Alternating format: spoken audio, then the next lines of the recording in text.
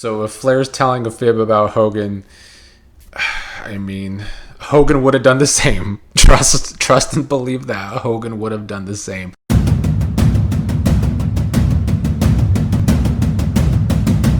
Last week, it was Bret Hart saying something controversial on a podcast. This week, we got to discuss Ric Flair talking about Hulk Hogan's death. I shouldn't say this, but what killed him was street drugs. Ric Flair was on a podcast and said something that he said he probably shouldn't say, but went ahead and said it anyway, that Hogan died because of street drugs, because of all the injuries he's had over the years, all the back problems, all the surgeries. Doctors weren't giving him enough pain medicine anymore, and Hogan had to go to the streets to get said pain medicine. When the doctor wouldn't prescribe anymore, he was in so much pain. 10 back surgeries, 2 knees, 2 hips. Now, this is an extreme thing for Rick to say, in my opinion, if it's a lie. And Flair hasn't always told the truth. Flair has told some lies over the years, and Flair has embellished the truth a lot over the years too. But this is an extreme thing to talk about because it's something that could get Ric Flair sued if he really is trying to defame Hogan's character here. If Hogan's second wife, I think it's his second wife, feels some kind of a way about Flair saying this about Hogan. But Flair went on to talk about all the surgeries that Hogan had and how he and Hogan were close. In fact, they talked the day before Hogan died. I can see there being truth to this news that Ric Flair has broke, because it is true that Hogan has had all these surgeries over the years, and he has always complained about his back issues and his back surgeries. And if doctors weren't willing to give him any more pain medicine, he very well could have took it upon himself to go to the streets and thus get the medicine himself. I'm still unclear if Rick was saying Hogan died because of his addiction to the pain meds, or if he was taking bad pain meds off of the street. But that is the speculation that Flair has given us this past week to digest. I will also say, during the week before Hogan died and after the week Hogan died, there were all these reports about how he was being ran down from all the promotion that he had to do for his new products.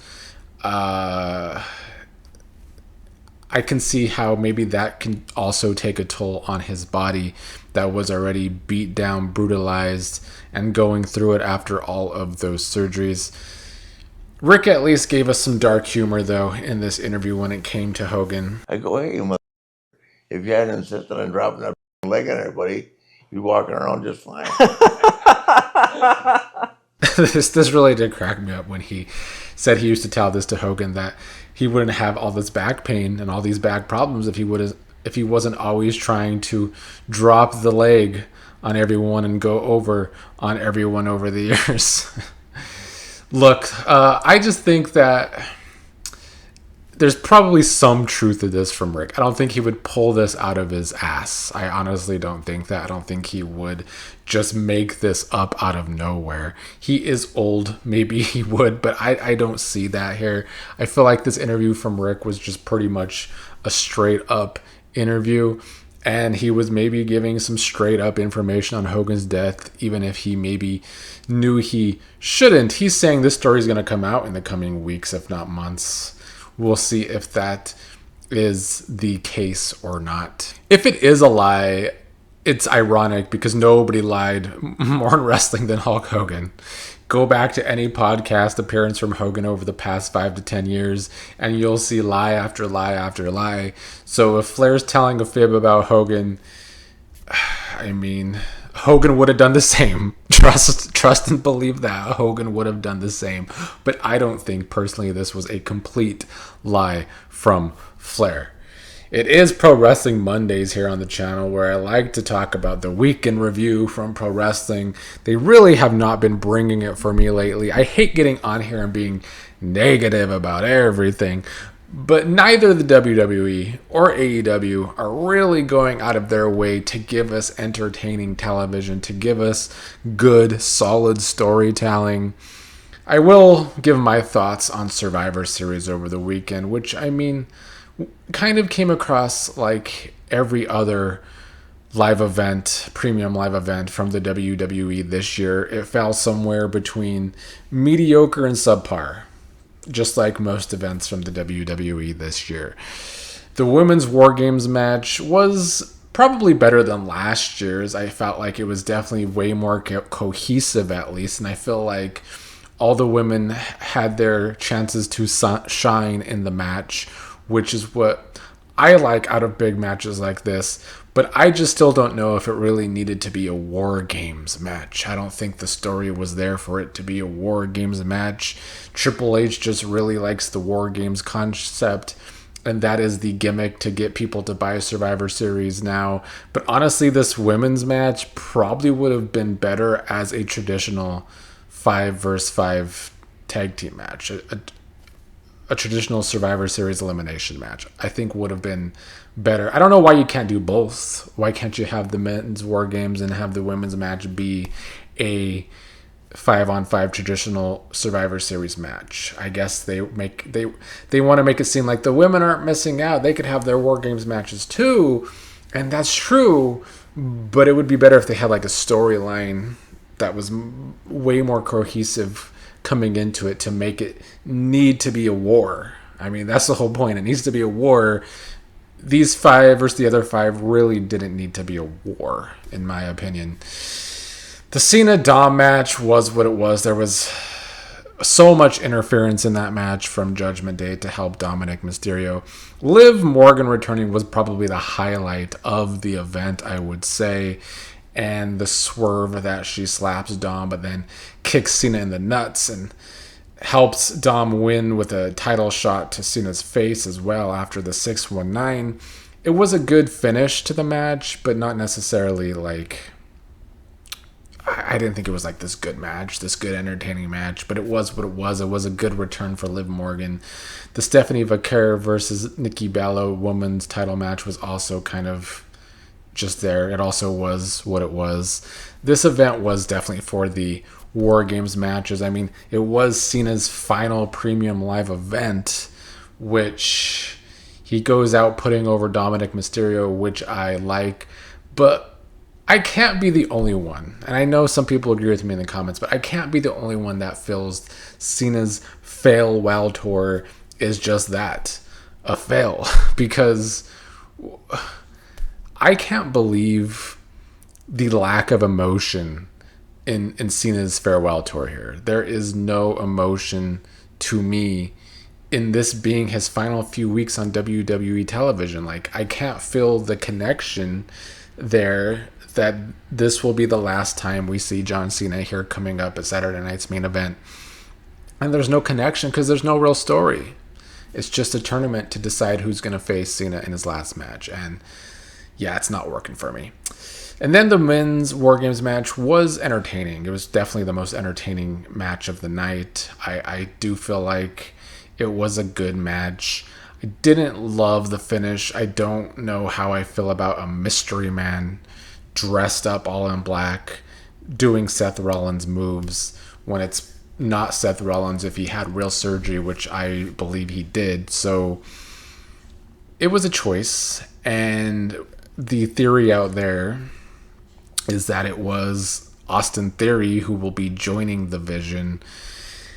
If it leads to like Austin Theory for some reason mimicking Seth Rollins and mimicking Seth Rollins moves, it will make a little more sense to me.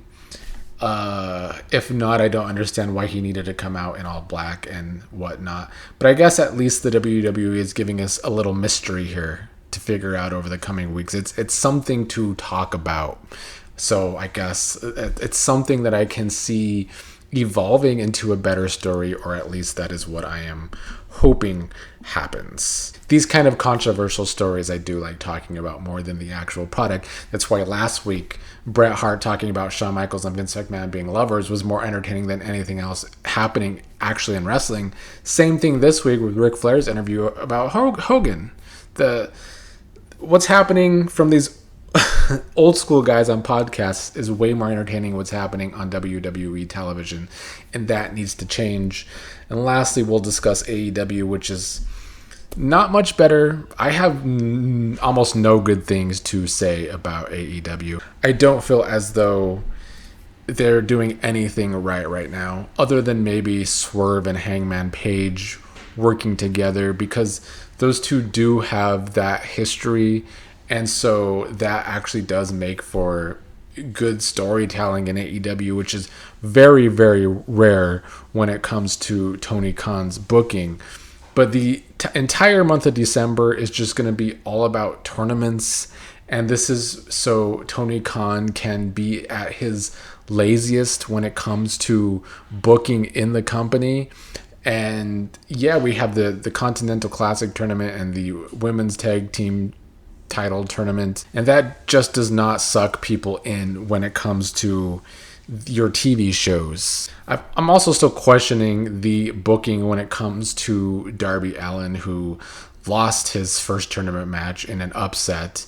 Like, I'm all for Kevin Knight getting a big win in the tournament, but this is another reason why I feel as though the tournaments in AEW are bad for the long-term booking. Darby Allin's story was he couldn't get his big win on Jon Moxley, but then he finally does, but since then he's now on a losing streak. And it's these kind of things that sums up AEW baby faces for me. And it's literally why AEW creates 0 stars. AEW has created 0 stars. Nobody in AEW that is being made in AEW and didn't cross over from the WWE is really out there to the masses. Nobody knows these people because AEW doesn't know how to make stars. And how not to make stars is to book your baby faces like they're booking Darby Allin since getting his big win this year. It's stupid, but it sums up the current booking in the pro wrestling world.